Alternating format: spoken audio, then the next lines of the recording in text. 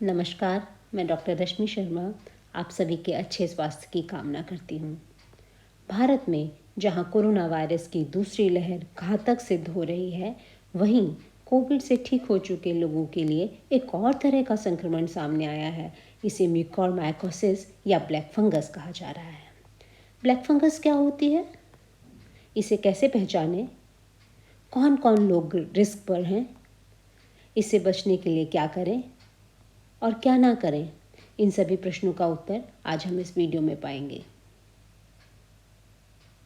Black fungus या mucormycosis कोई नई बीमारी नहीं है। ये एक फंगल मोल्ड, जिन्हें म्यूकोरमाइसिटीज कहा जाता है, से होती है। ये फंगस साइनसेस, लंग्स, स्किन और ब्रेन को इन्फेक्ट करती है। प्राकृतिक रूप में ये फंगस मिट्टी और खाद में पाई जाती है। सीलन भरी दीवारों में देखी जा सकती है। गीली दीवारों, गीली बिल्डिंग्स, गीली लकड़ी में ये पाई जाती है। सड़े हुए फल और सब्जियों के ऊपर ये देखी जा सकती है। यह एक लो विरुलेंट फंगस है जो कोविड से पहले भी थी और हम में से कई लोग इसके संपर्क में अक्सर आते हैं। तो फिर वो कौन से रिस्क फैक्टर्स हैं जिनके कारण इसके संक्रमण का खतरा बढ़ जाता है? तो सबसे पहले और सबसे महत्वपूर्ण जो रिस्क फैक्टर है वो है इम्यूनोसप्रेशन। इम्यूनोसप्रेशन या तो बीमारी की वजह से या कुछ दवाइयों की वजह से। तो सबसे पहले है अनकंट्रोल्ड डायबिटीज़।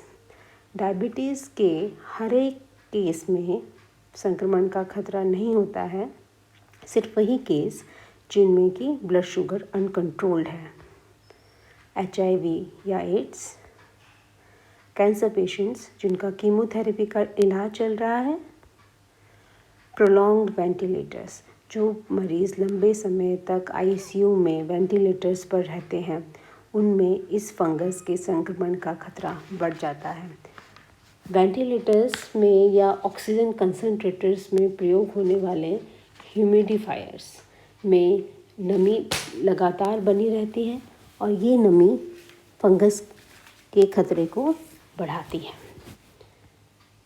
प्रोलॉन्ग्ड स्टेरॉइड्स एक लाइफ सेविंग ड्रग्स हैं, लेकिन जब इनकी ज़रूरत हो, अगर ये डॉक्टर की सलाह के बिना भारी मात्रा में लिए जाते हैं तो इनके साइड इफ़ेक्ट्स होते हैं, जैसे कि इम्यूनोसप्रेशन या प्रतिरोधक क्षमता का कम हो जाना और ब्लड शुगर का बढ़ना, और ये दोनों ही कारण फंगस इन्फेक्शन के कारण बनते हैं।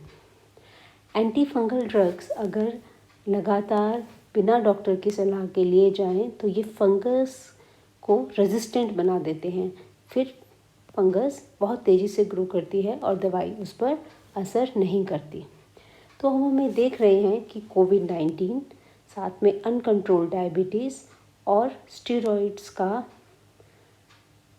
बिना डॉक्टर की जानकारी के प्रयोग ब्लैक फंगस के रिस्क को बढ़ा देता है। टू समराइज़, ये वो मुख्य कारण हैं जिनके कारण ब्लैक फंगस संक्रमण का रिस्क बढ़ता है।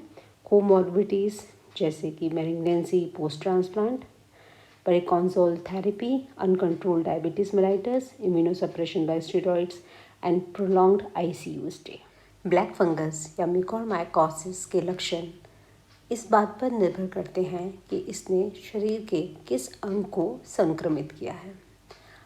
चेहरे या फेस को संक्रमण होने पर राइनो ऑर्बिटल सेरेब्रल म्यूकोरमाइकोसिस कहा जाता है, जो कि नाक, आँख और मस्तिष्क को इन्फेक्ट करती है।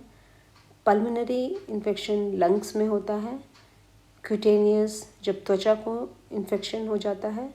गैस्ट्रोइंटेस्टिनल जब पाचन तंत्र संक्रमित होता है। डिसेमिनेटेड जब फंगल इन्फेक्शन ब्लड में या खून में हो जाता है। नेज़ल ब्लॉकेड, नाक का बंद होना, आँख में दर्द होना, आँख का लाल होना, चेहरे के एक तरफ सूजन आ जाना, धुंधला दिखना, सर दर्द होना, दांत में दर्द होना और दांतों का ढीला होना, दांतों का हिलना,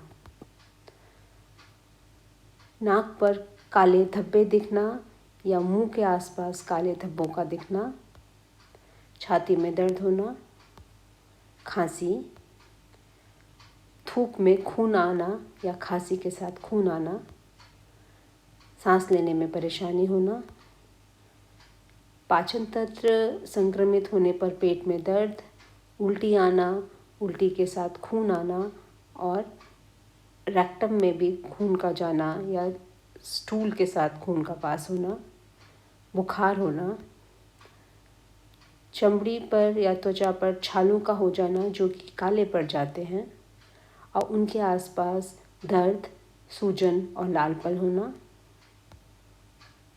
और जब ये खून में स्प्रेड हो जाता है तो मानसिक दिशा में बदलाव होना और कोमा तक भी हो सकता है।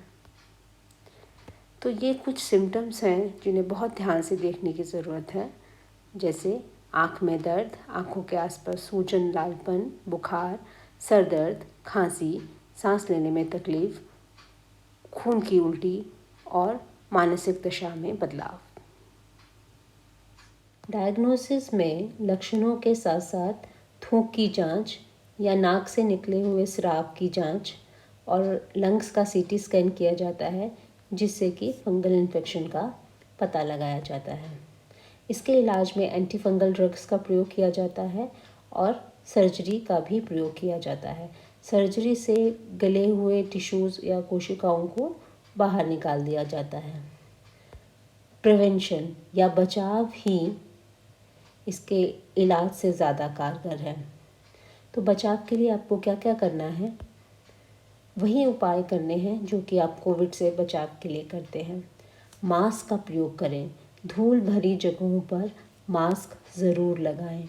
मास्क के बिना कंस्ट्रक्शन या एक्सकवेशन साइट्स पर ना जाएं।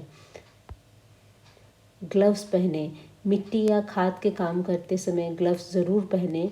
पूरे ढके हुए कपड़े पहने, पूरी बाजू के कपड़े, पैंट्स, शूज़ मिट्टी में काम करते समय ज़रूर पहने। अगर आपकी त्वचा छिल गई है या कहीं कट गई है तो तुरंत साबुन पानी से धोएं। साबुन पानी से घिसकर अच्छी तरह नहाएं। ब्लड शुगर को मेंटेन और मॉनिटर करें। इम्यूनोमॉड्यूलेटर ड्रग्स और स्टेरॉइड्स का इस्तेमाल केवल डॉक्टर की सलाह पर करें। एंटी फंगल और एंटीबैक्टीरियल ड्रग्स को भी जब ज़रूरत हो तभी लें। ये एक रिवीजन, ब्लड शुगर को कंट्रोल करें, स्टेरॉइड्स का समझदारी से प्रयोग करें, ह्यूमिडिफायर्स में केवल स्टेराइल पानी का ही प्रयोग करें, एंटीबायोटिक्स और एंटी फंगल ट्रीटमेंट को समझदारी से डॉक्टर की सलाह पर ही लें। डोंट्स, वार्निंग साइंस या लक्षणों को बिल्कुल भी मिस ना करें। नाक बंद होने को एक साधारण बैक्टीरियल साइनसाइटिस ना समझें, खासतौर पे वो लोग जिन्हें इम्यूनोसप्रेशन है। डॉक्टर द्वारा बताई गई जांचों को तुरंत करवाएं और समय इसके इलाज में बहुत ही महत्वपूर्ण है। सही समय पर इलाज ना मिलने से जान भी जा सकती है। अब हम फ्रीक्वेंटली आस्क्ड क्वेश्चंस या अक्सर पूछे जाने वाले प्रश्नों की चर्चा करेंगे।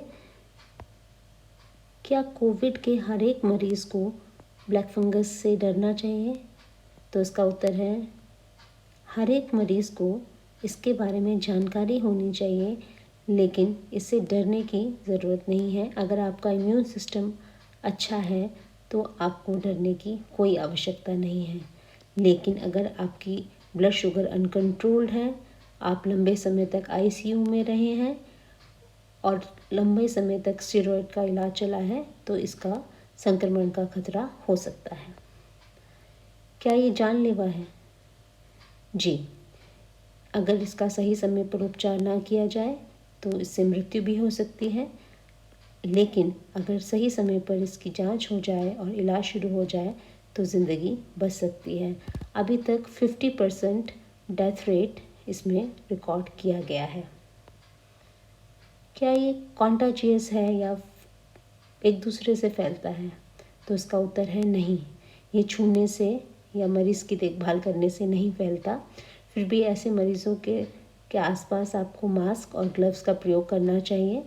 जो पेशेंट कोविड से ठीक हो चुके हैं और जिनमें प्रतिरोधक क्षमता कम है, उन्हें कई हफ्तों के बाद भी, रिकवरी के कई हफ्तों के बाद भी ब्लैक फंगस संक्रमण का खतरा बना रह सकता है।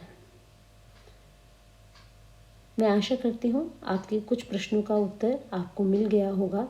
अगर फिर भी कोई और प्रश्न है तो आप उसे कमेंट बॉक्स में लिखकर पूछ सकते हैं या हमें मेल कर सकते हैं hopehealthhomeopathy@gmail.com। Thank you.